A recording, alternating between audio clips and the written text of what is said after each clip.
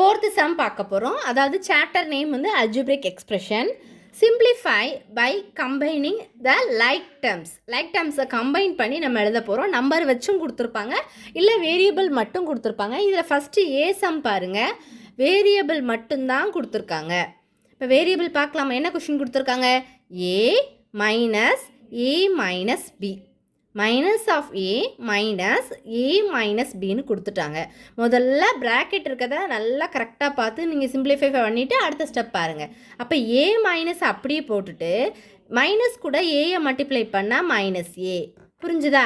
உங்களுக்கு புரிஞ்சிருக்கும்னு நினைக்கிறேன். இதாவது இப்படி பண்ணணும், அதாவது உள்ளே கொடுத்து பண்ணணும். Minus into A minus A, அடுத்து மைனஸ் இன்ட்டு மைனஸ் ப்ளஸ், அப்போ ப்ளஸ் பி வந்துருமா?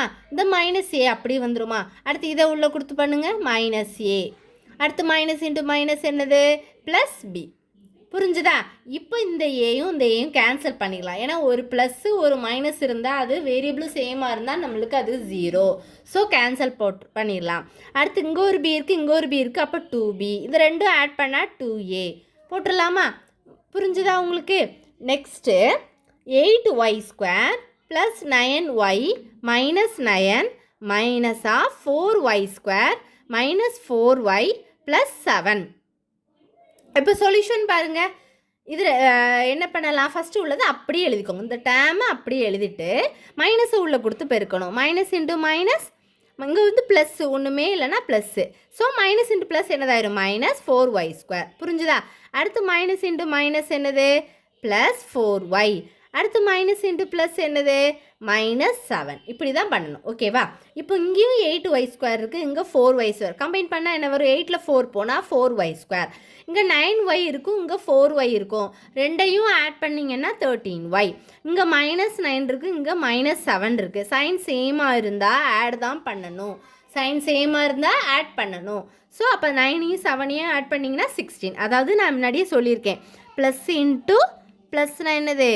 ப்ளஸ், ப்ளஸ் இன்ட்டு மைனஸ் அப்படின்னா மைனஸ், மைனஸ் இன்ட்டு ப்ளஸ் அப்படின்னா மைனஸ், மைனஸ் இன்ட்டு மைனஸ் அப்படின்னா என்னது? ப்ளஸ்ஸு. அப்போ ரெண்டுமே சைன் சேமாக இருக்குன்னா என்ன பண்ணணும்? ஆட் பண்ணணுங்கிறனால தான் 9ஐயும் 7ஐயும் என்ன பண்ணியிருக்கேன்? ஆட் பண்ணி போட்டிருக்கேன் 16. அடுத்து சி சம் பார்க்கலாமா? சி பாருங்கள், நான் எழுதி வச்சுருக்கேன் பாருங்கள். a² b² minus 2ab plus 3a² minus 2a² b² plus 5a² b² minus 2a² plus 6ab. இப்போ வேரியபிள்ஸ் எல்லாத்தையும் முதல்ல கம்பைன் பண்ணி எழுதிக்கோங்க. அப்போ தான் உங்களுக்கு ப்ராப்ளம் பண்ணுறதுக்கு ஈஸியாக இருக்கும். அப்போ a² b² minus 2a² b² plus 5a² b². நான் இது வந்து தெரியாமல் நான் பார்க்காம இங்கே தனியாக எழுதிட்டு அதனால தான் இதை கட் பண்ணியிருக்கேன். நீங்கள் இந்த கட் பண்ணியிருக்கிறத எழுத தேவையில்லை, இதை மட்டும் எழுதுனா போதும். இதில் வந்து ஏபியை மட்டும் மைனஸ் 2ab, இன்னொன்று 3abன்னு இருக்கும், 6abன்னு இருக்குது, அதை கம்பைன் பண்ணி இங்கே எழுதியிருக்கேன். அடுத்து வந்து 3a² மைனஸ் 2a². இப்போ என்ன பண்ணலாம்? இதெல்லாம் சால்வ் பண்ணிங்கன்னா என்ன வரும்? a² b² அப்படி போட்டுக்கோங்க. இது என்ன வரும்? 1ஐயும் 5ஐயும் ஃபஸ்ட்டு ஆட் பண்ணியிருக்கேன். அப்போ 6a² b², இது அப்படியே வச்சுருக்கேன். Minus 2a² b². இதை சால்வ் பண்ணிங்கன்னா நான் என்ன சொல்லியிருக்கேன்?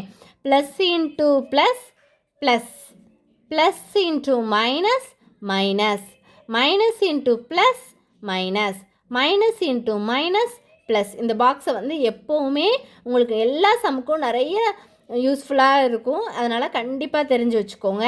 இப்போ மைனஸ் இன்ட்டு